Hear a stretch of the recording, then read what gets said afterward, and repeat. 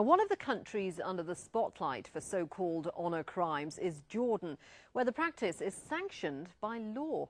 Under the criminal code, relatives who kill a woman suspected of shameful behaviour receive a light sentence or escape punishment altogether. But there is growing opposition to this, not least from the king himself, who's backed legislation to remove these articles. Though that hasn't happened yet, women who are perceived to be at risk are given sanctuary in prison while they wait for the opening of a protected shelter. Meanwhile, in Turkey, the law has been changed. Provocation is no longer a defence, and the government has introduced life sentences for such crimes. However, these killings are still supported in some parts of the country. It's estimated at least 60 women are killed in Turkey in this way every year. Well, as before, I'm joined in the studio by Huzan Mahmoud, a women's rights activist, and Dr. Sharif Kanana, a professor of anthropology from Boğaziçi University. And we're also joined on the line from Istanbul by Pina İlkaracan, founder of Women for Women's Human Rights Organization. Welcome to Every Woman, Pina. First of all, can I ask you, even when laws are changed, as they have been in Turkey, why does the practice of honour crimes still persist? In fact, in Turkey we've been working against honour crimes for at least 15 years as the women's movement. And it's through this work that in our analysis, it is very clear to us that honour crimes is only one way of controlling women's sexuality. In fact, very unfortunately, there are other terrible practices which aim at controlling women's sexuality specifically, such as female genital mutilation, as you know, which is very widespread in Egypt, or the so-called forced marriages is another way to control women's sexuality, as well as the widespread restriction of women's mobility, or even not allowing women to go to school because parents are afraid that if girls go to school, then they will be able to resist arranged marriages or forced marriages. Okay, well let's concentrate on these so-called honour killings. Let's be very clear here. Mainstream interpretations of Islam forbid these type of killings.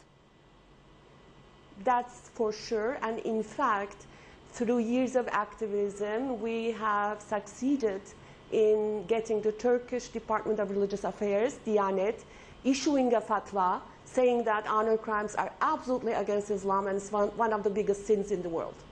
So why does this perception persist that if a woman is killed in order to save the honour of a family, that's somehow okay, that's somehow not a crime? Yes. As I've said, as you have said, changing the laws is not at all enough. By the way, I would like to make a correction. As we were trying to make a big reform of the Turkish Penal Code, which also deals with the honour crimes, this was a huge campaign in Turkey between 2002 and 2004, and we had about 40 different demands. And in fact, honour crimes was only 2 or 3 of these demands. And very unfortunately, we have seen that despite years of activism around honour crimes, it became one of the most controversial issues. It was one of the issues where the government was most resistant to change. At the end of 3 years of campaigning and also with the support of the media, the government finally agreed to change one article. Now it says that customary crimes, the so-called customary killings, are an aggravating circumstance, which means if a judge decides that a killing was a customary killing, then the perpetrator cannot get any sentence reduction. But if a judge decides that this was an honour crime, in Turkey it is still possible to get a sentence reduction for the perpetrator. So even this shows, as my Iraqi colleague was saying, that the government is very unfortunately not at all serious about ending these shameful crimes. Okay, Huzan, one of the major problems seems to be that there is collusion by authorities in turning a blind eye. Why is it that this perception persists that it is okay to murder someone who is thought to have brought shame on the family, a woman who is thought to have brought shame on the family?